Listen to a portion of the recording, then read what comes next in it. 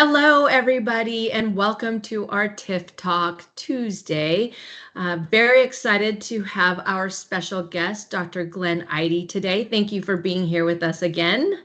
Oh, thank you for asking me to join you. Of course, as always. And we also have Wendy Profit, who is with Endogastric Solutions, and she will be getting your questions asked tonight. So, reminder, this is a live event, so at any time, if you have any questions for Dr. Ihde, please feel free to type it into the comment section and we will do our best to answer your questions. Before we start, I always like to give a little bio on our guest speaker today, Dr. Ihde. So he is a board certified general surgeon in Bay City, Texas, where he maintains a full-time practice at the Matagorda Medical Group. He studied at University of Kansas School of Medicine in Kansas City and graduated in 1993. Dr. Ihde specializes in general and minimally invasive laparoscopic surgery, and his special interests include gastroesophageal reflux disease, otherwise known as GERD, and specifically the TIF procedure. So again, Dr. Ihde, thank you so much for joining us this evening. Thank you for having me. Yes. So, we always start, as we normally do, kind of explaining what GERD is. So I'm going to kind of let you talk about what GERD is and what would patients, what are the symptoms that they would feel if they were suffering from GERD? Yeah, it's a great place to start. Just very simply, reflux disease or GERD is when the fluids that are in the stomach back up into the esophagus again. So, when we eat things, we swallow it down, goes through the chest, in the esophagus, and into the stomach. And there is a valve mechanism there, what we call the gastroesophageal valve. And that's supposed to keep things from backing back up. What is in the stomach, of course, is food, but even when you don't eat, there's bile, there's acid, there's enzymes for digestion, those sorts of things. And so even if you're not eating, that can back up and go up into the esophagus. So then people get the symptoms.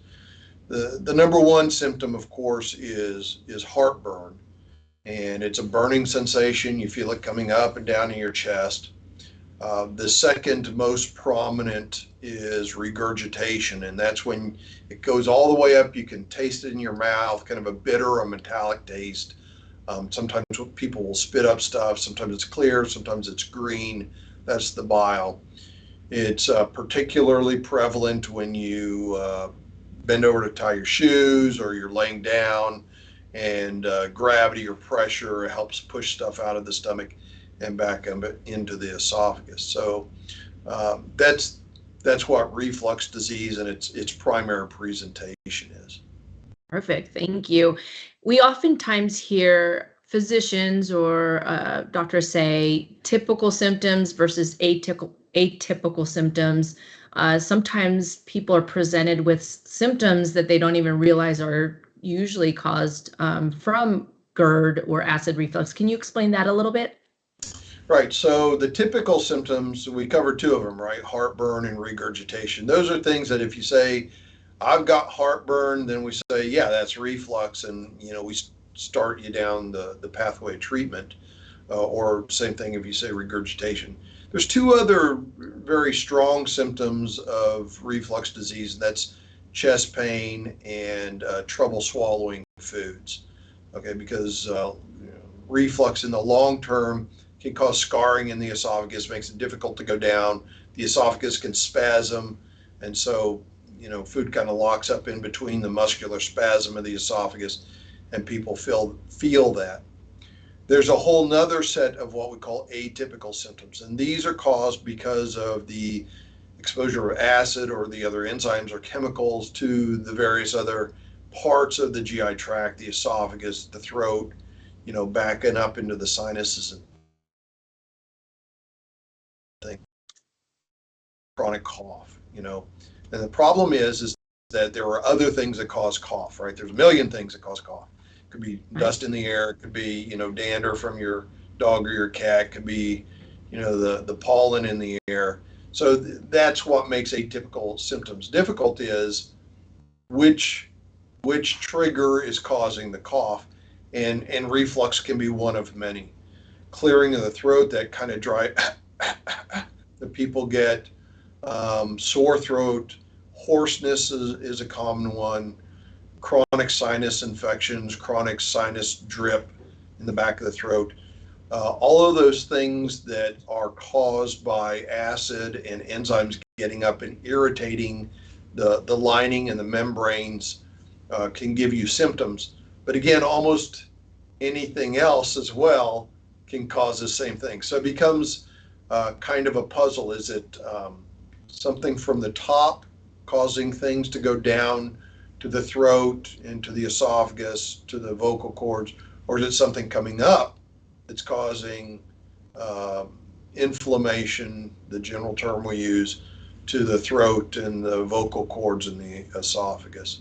So those are the atypical symptoms, and they're a lot harder to control because there's no test to tell you for sure that reflux is causing the atypical symptoms. Yeah, that's a good point. That's a good point. So I'm going to do something a little bit different tonight. I really want to focus on patient questions. I did invite the TIF procedure for acid reflux group.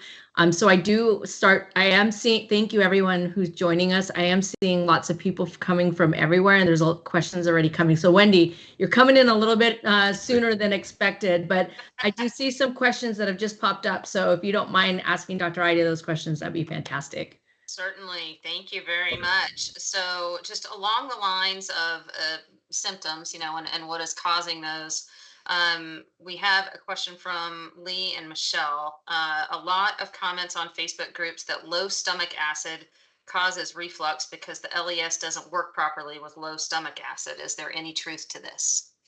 Oh, well, the short answer is no. The stomach is designed to be very acidic, and it's got a very special lining and a very special system for containing that acidity. And acid in the stomach is normal. It provides defense against bacteria. It changes the way in which we absorb a lot of our nutrients, particularly the heavy metals. People talk about magnesium and calcium and iron. Those things have to be ionized by the acid to get good absorption. So it's important to have acid in the stomach.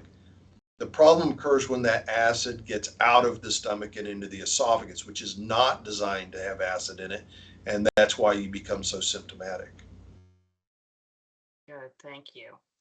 Also, just regarding the TIF procedures, we haven't quite gotten there in the conversation yet, but I think so many folks are familiar with this. We'll go ahead and jump ahead if that's okay, Andrea. Yeah.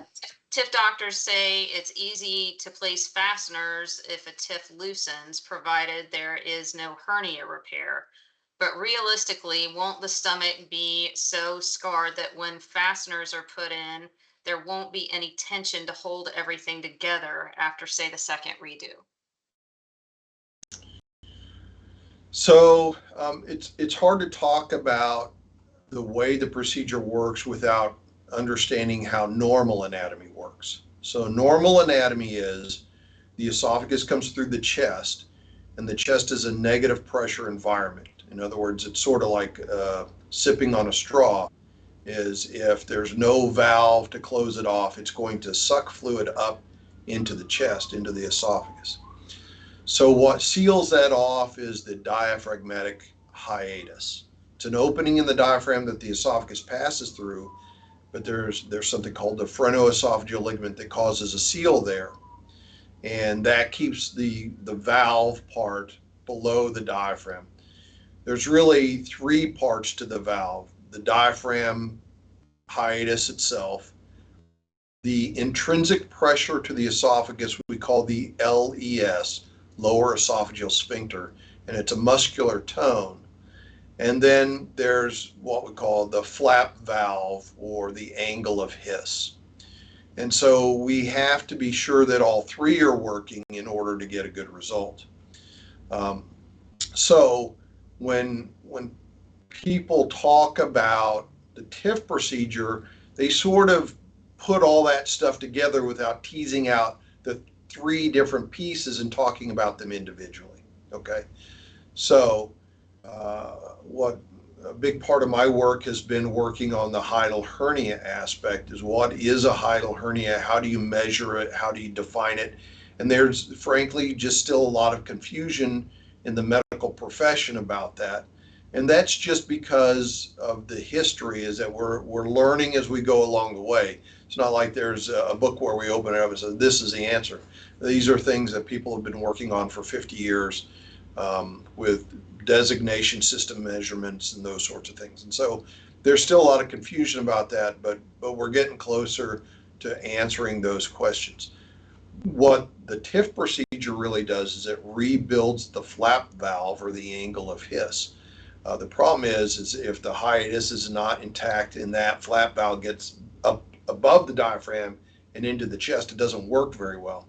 So you can have a completely intact TIF not working because your hiatal defect has failed. And so when we talk about redos, it may be that you're redoing the hiatal repair. It may be you're redoing the TIF. It may be that you're doing both. But the long answer is, unless you have all three components working, you're not going to have control of reflux. And that's what becomes confusing about it, because people talk about it as if there's only one thing that we're doing, and in fact, we're controlling three things. Thank you very much. Well, Long answer. No, that was good. Yeah. Now, speaking of the anatomical repair that you were just discussing, John chimed in with, will proton pump inhibitors fix anatomy issues that cause GERD? No. So medicines in general, I think of it this way. Medicines deal with chemistry, right? So proton pump inhibitors block about 90% of the gastric acid production. Okay, so what we're doing is we're allowing you to reflux something that doesn't have acid in it so you don't feel it. But I also explain it to people like, if you have a birthday candle, you put your finger on it, right, it's going to burn. But I could numb up your finger so you don't feel it. But when you put it on a candle, it's still burning. So that's sort of the way to think about PPIs, is they keep you from feeling the burning, but it's still happening. You're still having reflux. You just don't feel it. I love that analogy, Dr. I've never heard that. That's really great. Absolutely. Took me a while to come up with that one, but I think it works. That's great. I'm going to use that every time. That's fantastic. Well, I have one more from, well, a few more actually. They're let it come. coming in hot tonight. Yeah, they are. That's good. So James, actually, who is a physical therapist, is asking if any physical or breathing exercises can help improve GERD symptoms. Okay, well, back to anatomy. Is the abdomen is positive pressure, the chest is negative pressure. And the three structures we talk about do create a pressure phenomenon. And the way that I discuss it with patients is, it's like if you laid a hose across the driveway and you step on the hose, fluid's not going to go across. So there's a pressure phenomenon that is created by those three structures. Okay, so if you have a higher negative pressure in the chest, right, that might overcome that pressure phenomenon and pull fluid across. If you have a greater positive pressure in the abdomen, that might push fluid across that pressure phenomenon. If the pressure phenomenon is not as great, so you take your foot off, right? That's what happens when you start losing the angle of His, when you start dilating the esophageal hiatus, it changes that pressure phenomenon, so there's not as much difference. So it's a relative pressure that we're talking about. We don't know exactly how much is in the chest and how much is in the abdomen. But if you talk to people that, for instance, are athletes, and they say, well, when I'm thinking about patients now, when I start playing tennis, that's when I really get bad heartburn and sometimes regurgitation. When I'm lifting weights, I get bad regurgitation, right? Because those activities are changing the relative pressure of those two compartments. And if your foot on the hose is not strong enough, fluid's going to pass, right? And so it's hard to say there's one particular pressure that is adequate to prevent reflux. And that's why when we have tried to define it through manometric measurements, we've never come up with a good number, right? We can't really tell. We don't know which component is causing a failure of the pressure. Different people are different sizes and they do different things, and maybe they're overweight, maybe they're real thin, maybe they have a big lung volume, maybe they don't. There's just too many variables to keep track of. So although it works in terms of understanding why there's so much difference in terms of measuring, it's very, very hard to do that, those different things. So I guess the short answer is I'm not sure that there are breathing exercises or other exercises that would prevent you from having reflux, but it can make it worse. Lynn, is that simply go away on its own? So it can, again, if you change those pressure differentials. So a good example that we talk about a lot is weight loss, right? If you lose 5 to 10 pounds, a lot of people, they're not going to have very much reflux. So their pressure phenomenon at the valve maybe isn't as great, but because they weigh a lot, they got a lot of squeeze at the bottom. Well, if you lose weight and you're not squeezing as much, that changes that relative pressure and maybe can keep fluid from being pushed across the pressure, if that makes sense. Yeah, no, that makes perfect sense. Absolutely does. All right, one more from Lauren. A family member was recently diagnosed with Barrett's esophagus. Will this exclude him from potentially getting a TIF? So there's a lot of disagreement amongst professionals about, it's kind of a chicken and the egg thing. Is do you treat the Barrett's first or do you treat the reflux first? And I'll just give you my own personal opinion. We know that Barrett's disease is caused by reflux. So in my mind, at least, it makes sense to control the reflux first and then go treat the Barrett's. Just from a common sense kind of point of view, that's the way I look at it. But then there is another way to look at it. When you diagnose Barrett's, it's by taking biopsies of areas we call metaplasia. It's a change in the lining of the esophagus. And there are 3 types of metaplasia. There's mucus, there's parietal, and then there's intestinal. So intestinal is really a microscopic diagnosis that is the diagnosis of Barrett's disease, okay? But let's say you have an esophagus that's got 2 or 3 centimeters of its parietal and some of its intestinal. Well, how do you know where to biopsy to get the diagnosis of Barrett's? You've got a wide field and your biopsies are little tiny little bites and you may miss the area.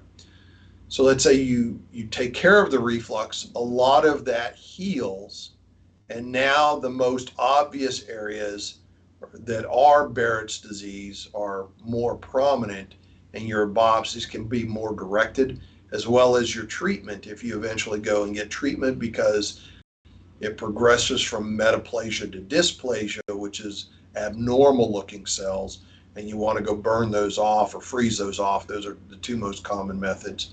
Now you can direct that therapy because you don't have as wide of a field. Some of that non-Barrett's metaplasia has healed and gone away because you took care of the reflux. Gotcha.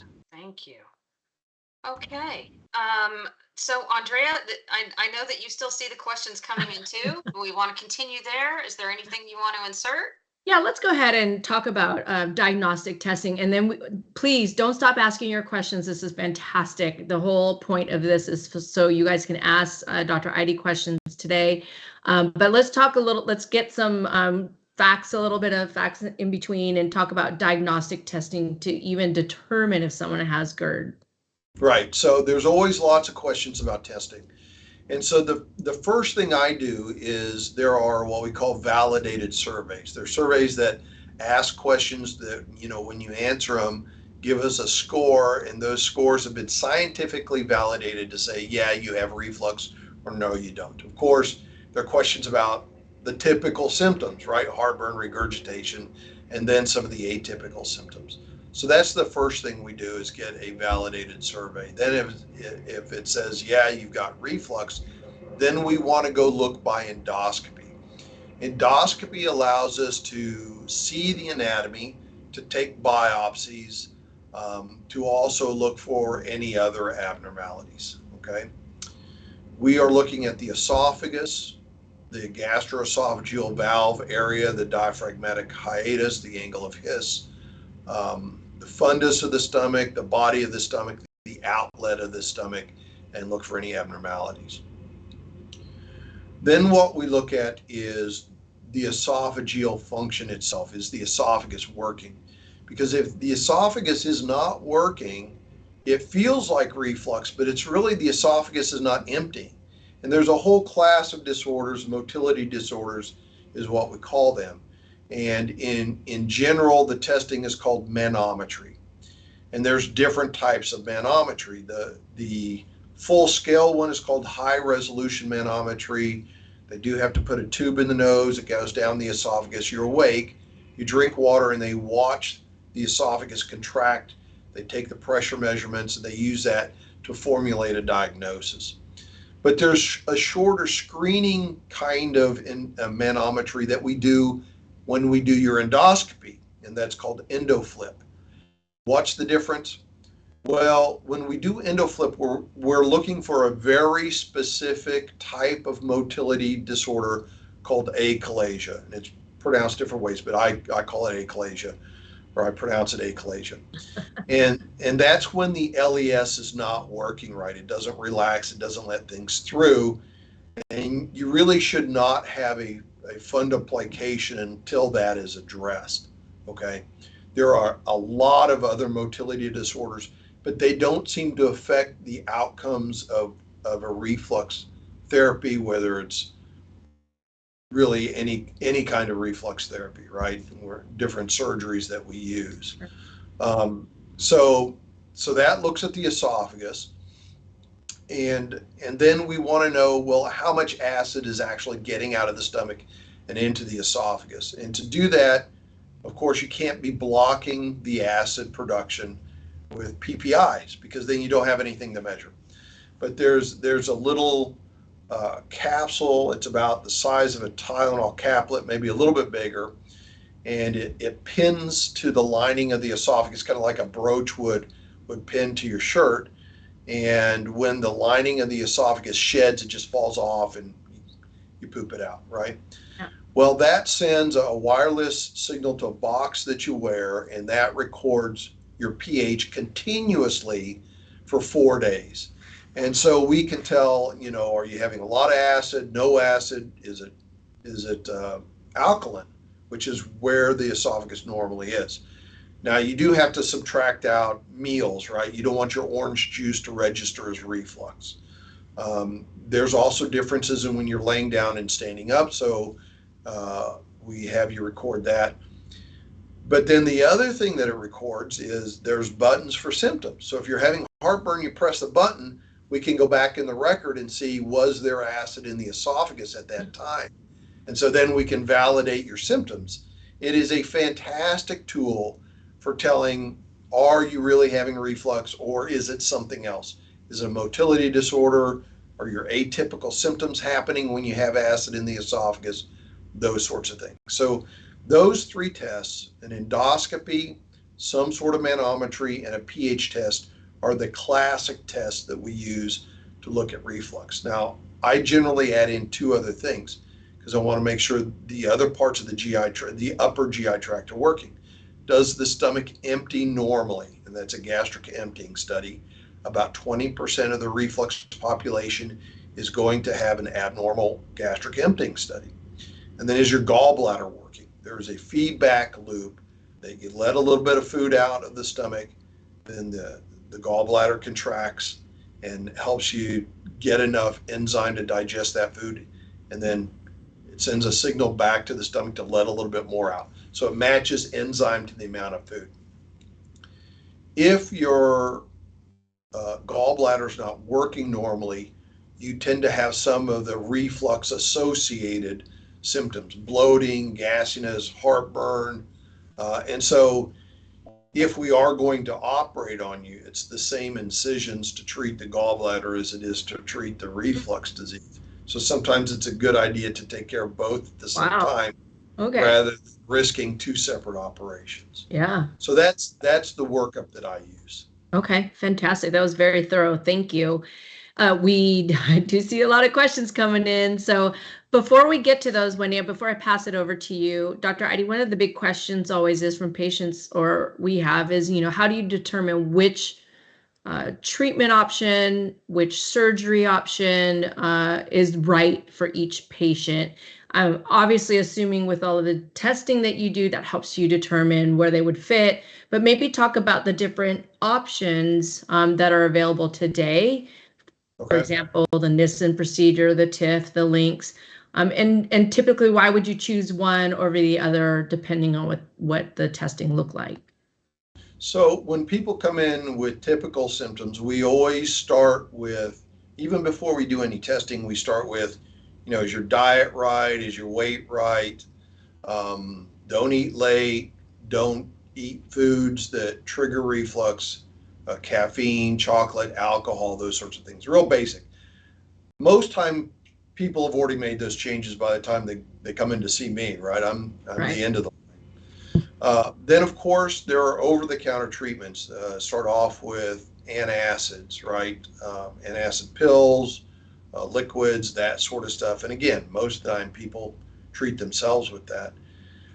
Then there are acid blockers. So there's two classes. There's H2 antagonists, and that's um, like the Pepcid and Zantac type medications.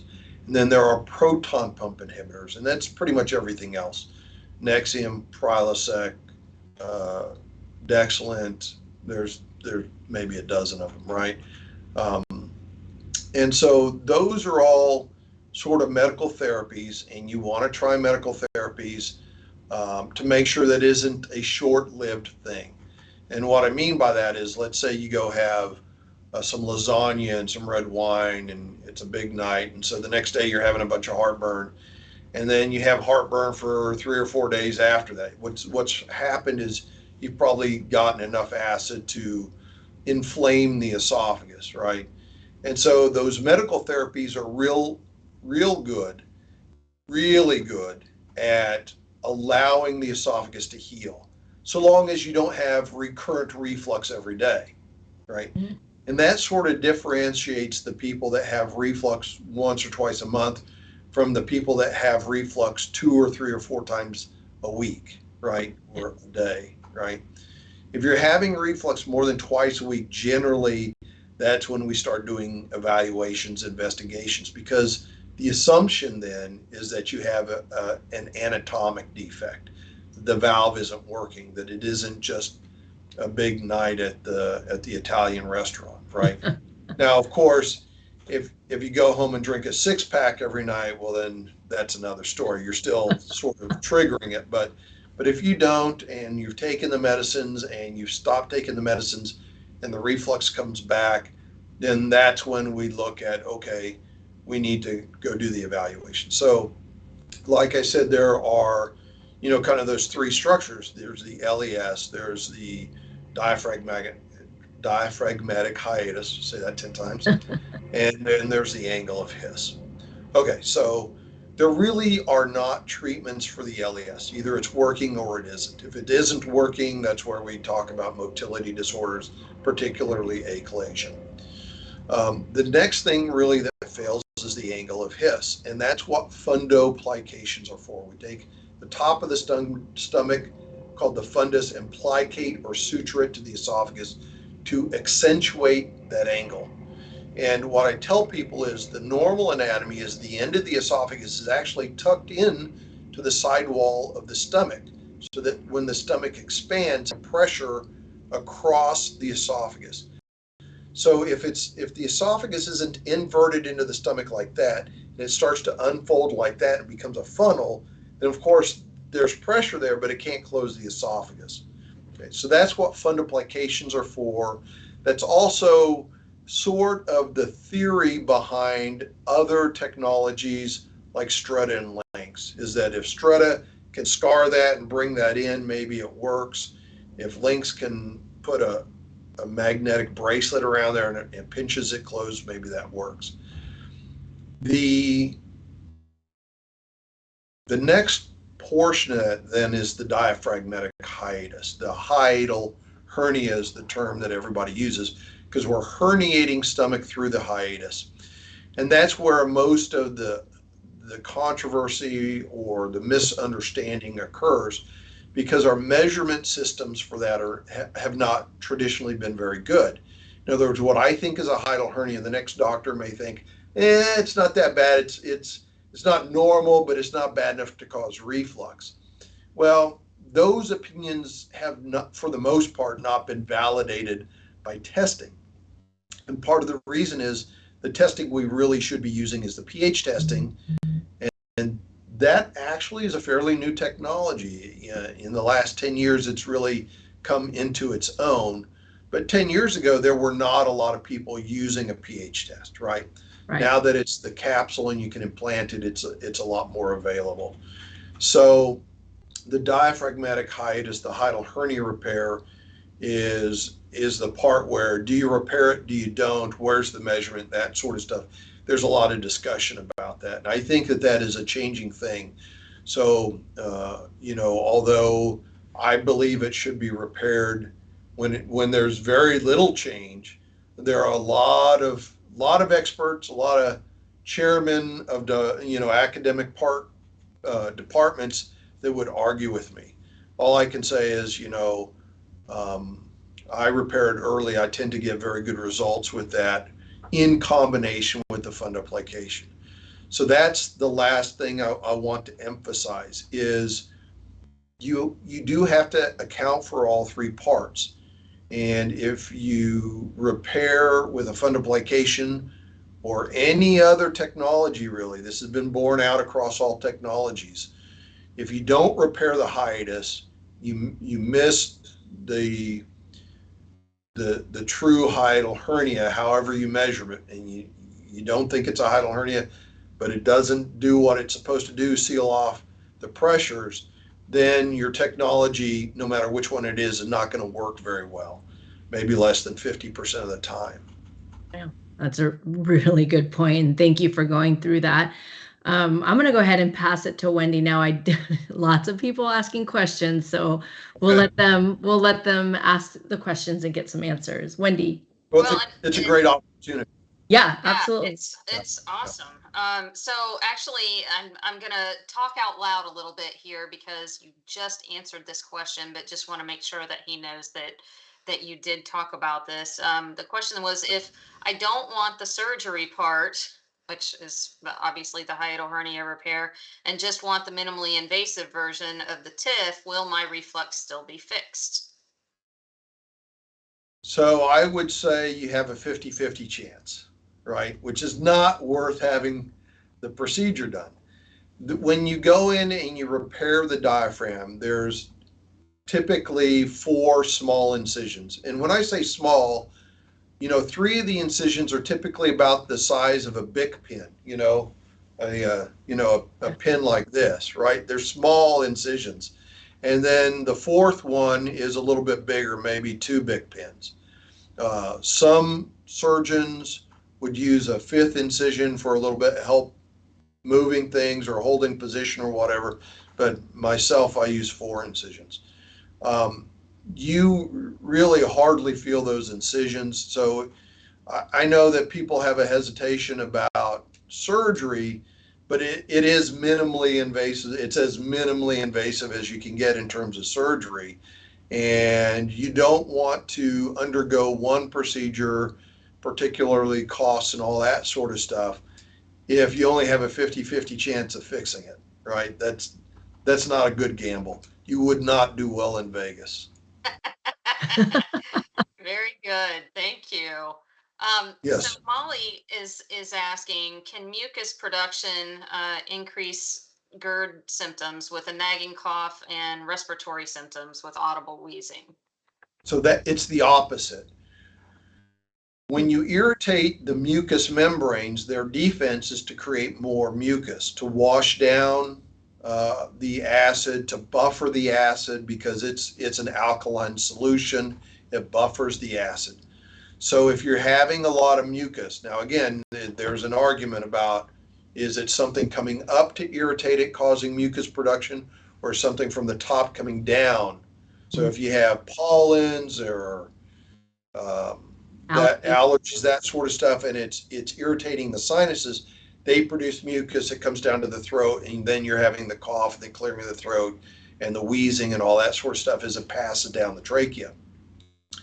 The reflux part of it is if the acid and the enzymes come up, that irritates the throat, the mouth, and the sinus. It creates mucus, and now it's in the throat and the trachea.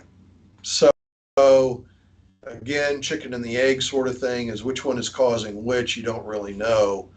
But if you have typical reflux and a pH test says you have reflux, you can control the reflux, and then that takes one of the causes out of the equation. So you may get 50% improvement, you might get 60% improvement, not 100%, but then you can exclude reflux as a cause and concentrate on all the other things. That's a good point. Yeah. Gotcha. Thank you. I have, I believe name is Mum, just saying that it looks like maybe had diagnostic testing over the course of 3 years. Frustrated, did everything for nothing. My doctor told me you have nothing in your body, but I still have reflux. So if there is diagnostic testing that is done and there's no, I guess, definitive conclusion that's reached, what do you recommend to patients as they continue their journey to search for what is ailing them? Right. And I see patients like this. And the first thing, as I explained, there are symptoms that lead to a diagnosis, right? The symptoms don't guarantee the diagnosis because there could be 5 other diagnoses, but you have symptoms and you're saying, I have reflux. Well, reflux is a diagnosis. So if you have symptoms, you do the testing and it confirms that you have reflux, then you can put those 3 together. If you have symptoms, you have testing that says there's no reflux there, then reflux is not the diagnosis. It's some other diagnosis. It's allergies, it's pollens, it's, reactive airways. It could be, lots of different things. So what I would encourage you to do is to write down your symptoms and realize that, those symptoms can lead to other things. Well, how many different things? 10 different things, right? One of them might be reflux, but you have to have the testing to confirm the diagnosis, and don't confuse the symptoms with the diagnosis.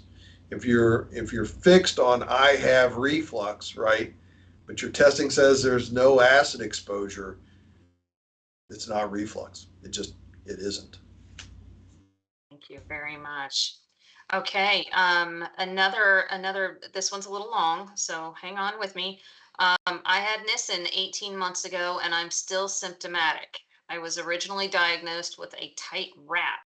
So far, I've had 3 and no difference in symptoms. I've had 2 pH tests and 3 barium swallows, all that show no reflux, or in the case of pH tests, a 0.03 Demeester score. First 5 doctors said RAP is intact and no reflux. Last 2 surgeons looked at the same data and said that I have slipped and tight RAP and possibly hiatal hernia. Based on all this information, I'm confused as to whether or not to have a revision. Okay. So the first would be a question is, what are the symptoms? Are they heartburn and regurgitation? Are they trouble swallowing? Are they bloating? Are they the atypical symptoms of hoarseness, cough, clearing of the throat, those sorts of things? Okay. Because again, you might have symptoms that are not, they sound like reflux, but they may not be reflux. If you've had a pH test and the Demeester score is 0.3, and we could go into what a Demeester score is, but it's a composite of several different things that gives you a score looking at, acid exposure, as well as, what your symptoms are, as well as when does it occur, when there's acid or when there's not acid. So 0.3 is basically a normal score. And what that is telling you is that the acid in the stomach is not getting to the esophagus. Okay. So then you don't have reflux. Okay. So what are the symptoms then? Are they trouble swallowing? Well, that could be a motility disorder. It could be fibrosis in the esophagus from having reflux, but you need to treat the fibrosis, which is typically done with dilations, right? Are you having trouble with bloating? Well, that could be your gallbladder, could be gastroparesis, could be it's as simple as what you're eating, right? Anybody that eats anything that has beans in it know that creates gas and you're real gassy. There are other bacterial sort of things that can cause stuff like that as well. So when you start talking about I've had a procedure and I'm not satisfied with the outcome, you got to be sure that the symptoms you're pinning on the procedure are actually what the procedure was supposed to fix. Thank you. So on that note, Dr. Ihde, what would you recommend for a patient like that that's still suffering? I don't know whether it's reflux and or she's just unhappy still.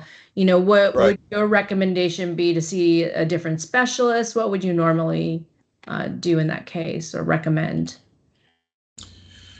Well,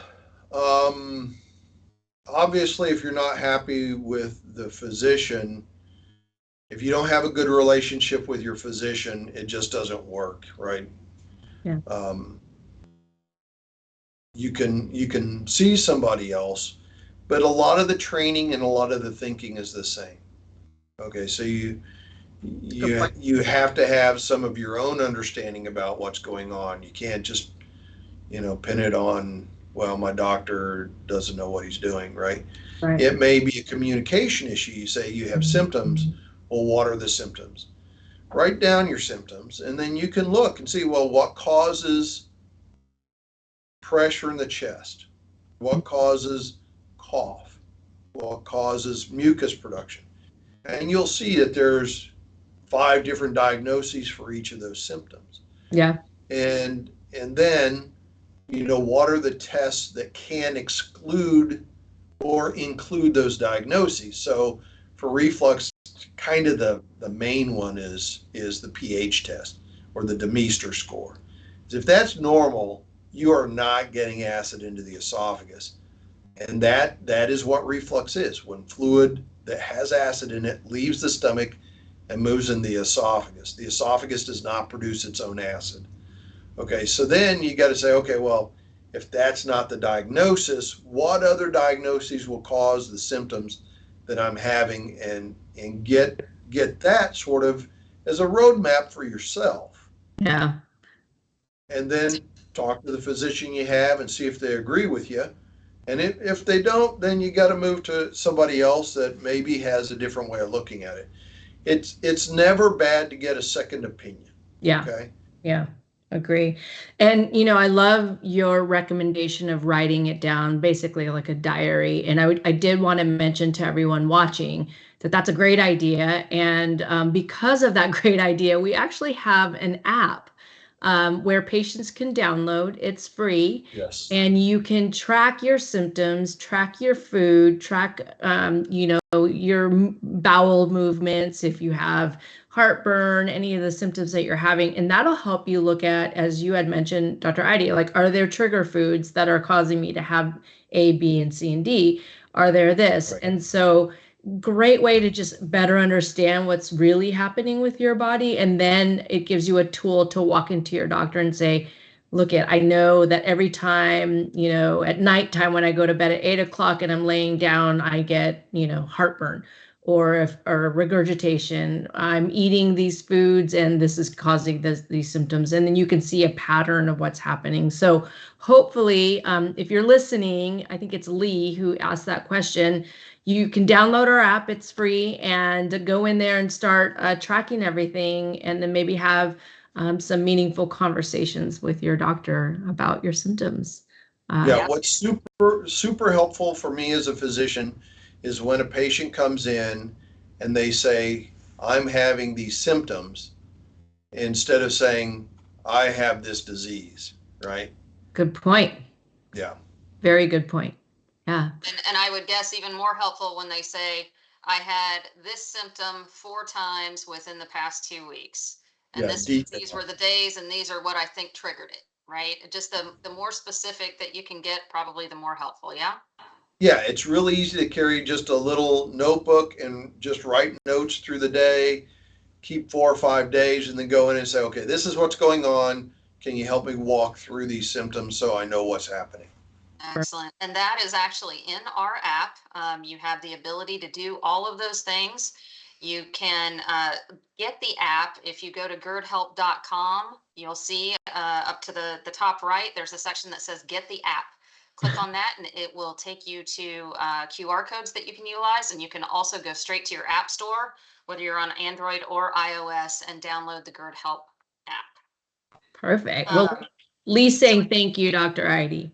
You're welcome. Yes. And I've got a question actually from Larry, and I'm glad you mentioned gastroparesis earlier. He asks if GERD can cause gastroparesis or delayed emptying, and can this be reversed after TIF? So no, TIF does not cause gastroparesis. There is a lot of misunderstanding even about hiatal hernia repair, where people say, well, you could damage the nerve, the vagus nerve, during the hiatal hernia repair part of it and cause gastroparesis. So there's two parts to that. The first part is whenever we do a hiatal repair, we visualize the vagus to make sure we're not going to injure it. Okay, that's just a standard part of the operation. The second part is that in older studies, when they were doing open procedures and stuff, they did study injuries to the vagus nerve, and they're not really well associated with the incidence of gastroparesis. As a matter of fact, back in the day, we would purposefully cut the vagus nerve to control um, peptic ulcer disease, stomach ulcers. And although what we call drainage procedures were designed, it really did not increase the incidence of gastroparesis. So there is a misunderstanding about that. Okay. Gastroparesis, what causes it? Other than, diabetes, it's pretty well known to happen in diabetics. They're not really sure what is causing gastroparesis. Okay. The way I explain it to people is either the stomach is not squeezing very well to empty stuff, or the outlet valve, what we call the pylorus, is not opening very well. There are a couple of medical treatments. The first is a medicine called metoclopramide, but it has some side effects. It can cause something called tardive dyskinesia, which is kind of twitches or small movements of the hand, almost kind of Parkinson's-like. But if you look up tardive dyskinesia, you can read about the symptoms. In a small percentage of patients that will happen, and sometimes will become permanent. So we don't typically prescribe that medication for more than 90 days at a time. The other medicine is actually an antibiotic. It's erythromycin, and it has good gastric emptying properties, but same thing, it has some side effects. You can't take it with some cholesterol medications. It can make you sensitive to the sun, give you a rash, cause sunburn, that sort of thing. So the same thing is, it's not a great long-term alternative. There are some people that have worked with Botox, putting Botox in the outlet valve to paralyze it and see if it works. And the problem with that is it doesn't last for very long, maybe 30 days. And then finally, there's a procedure where we go in and we cut that muscle. And so the muscle's kind of like a donut. We kind of take a bite out of the donut. So it's what we call keyholing it, so it can't close completely. And that seems to be very effective. But again, it's a surgery, and you have to go through a surgery. And typically what we'll do is we'll try diet modification first, maybe a trial on the medications, do a double check of the gastric emptying study to be sure we have the right diagnosis, and then eventually go to do the surgery. In my experience, most of the patients that have prolonged gastric emptying get back to a normal gastric emptying. So it is a good option. But there's kind of a protocol for that, but it is a separate problem. Gastroparesis does not cause reflux. Reflux does not cause gastroparesis. Thank you very much. All right, Andrea, send it back to you.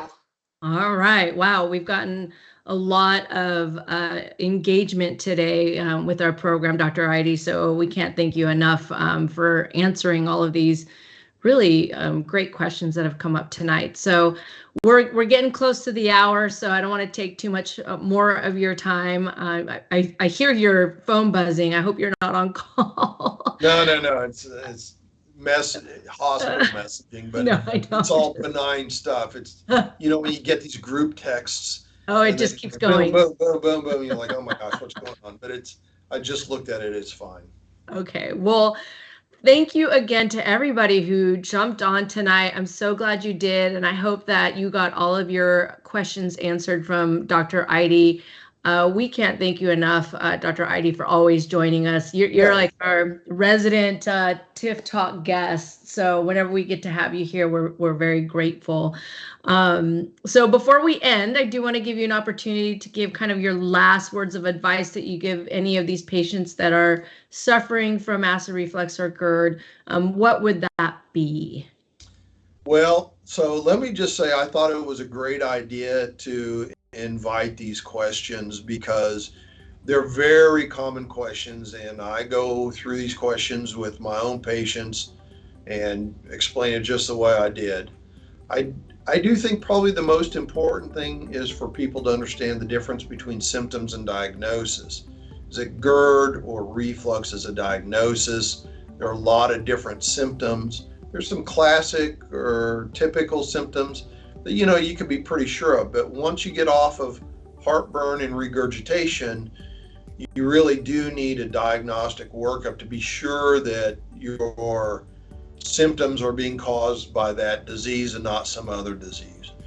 And to understand the difference between that, I think, is very important, as well as to understand what I call, and most of us call, the gastroesophageal valve, and those three components, right? The LES, the diaphragmatic hiatus, and what a hiatal hernia is, and then the angle of His, which is generally repaired with a fundoplication, which is Perfect. Well, thank you. Well, if you are tuning in and you are in Bay City or Houston even area, right? Texas, you can see Dr. Ihde. Yep. But if you're not, we do have a physician locator on gerdhelp.com. So please feel free to jump on there, and you can type in your zip code or your state, and you'll be able to find a TIF trained physician near you. So again, thank you everybody for joining us this evening. Dr. Ihde, thank you very much from all of us here at Endogastric Solutions. We appreciate it. My pleasure. And we'll catch you next Tuesday. So feel free to see us again next week. All right. Thanks everybody. Have a good night. Thank you so much. Thank you.